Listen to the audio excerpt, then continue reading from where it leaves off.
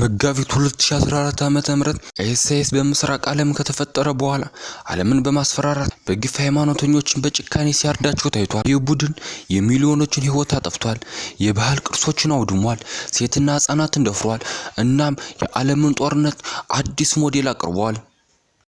What's good everybody? ዛሬ ደግሞ ቆጤና ፔንግ በሆነ ቪዲዮ ተከስተናል። የዛሬው ቪዲዮ እንደሚመቻችሁ ስለማልጠራጠር ላይክ በማድረግ ጀምሯት፣ ሰብስክራይብ በማድረግ ደግሞ እንደዚህ አይነት አሪፍና አዝናኝ ቪዲዮዎች ይደርሶታል። ሼር ለወዳጅ ዘመዶ በማድረግ አብራችሁን ቆዩ። አመሰግናለሁ። አይኤስ የአሸባሪዎች ቡድን የእስላማዊ ግዛት ነው። በ2014 የኢራቅ እና ሶሪያ ላይ ካሊፋት እንደሚመሰረት አለመ። ዓላማቸው እስላማዊ ህገ መንግስቶችን ወይም ሻሪዓ በሙሉ ዓለም ላይ እንዲሰራጭ ማድረግ ነበር።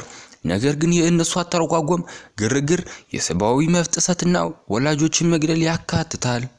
ቡድኑ በምዕራብ አውሮፓ፣ እስያና አፍሪካ የፈጸሙት የግፍ ድርጊቶች በሚሊዮኖችን ህዝብ አስደንግጧል። በ2015 የፓሪስ ጥቃት፣ በ2016 የብሩክሲልስ ግፍ እና በሶሪያ ኢሊባ ከተማ ጭፍጨፋ የሰብአዊነት ጥያቄዎችን አስነስቷል። የተባበሩት ዓለም መንግስት ድርጅታት ከ80 በላይ የተሳተፉበት ዘመቻ ተከናወነ። ከ2014 ጀምሮ አይኤስን መግደል ተጀመረ። በ2023 ዋና ግዛታቸው ቢጠፋም በሶማሊያ፣ ናይጄሪያ እና አፍጋኒስታን እንደ ረጅም ክንድ እየሰፉ ይገኛሉ።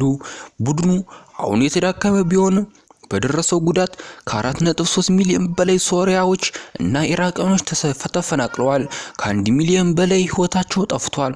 የተባበሩት መንግስታት ድርጅትና ዓለማዊ ድርጅቶች የሚያደርጉትን ድጋፍ እስካሁን ድረስ እንደቀጠለ ነው። አይኤስ በግፍ የተገነባ የእሳት ቤት ነው። አሁን የተቀረው ጥያቄ ርዝራዥ አይኤስ እንደገና የጨካኝነት ስር እንዳያስተላልፍ ማድረግ ነው። ሆኖም ግን የዓለም መንግስታት ሲሆን ቆሞ የሚያይ አይመስልም።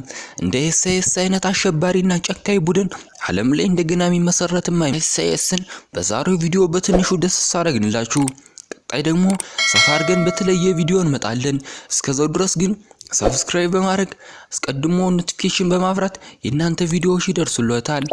እናመሰግናለን።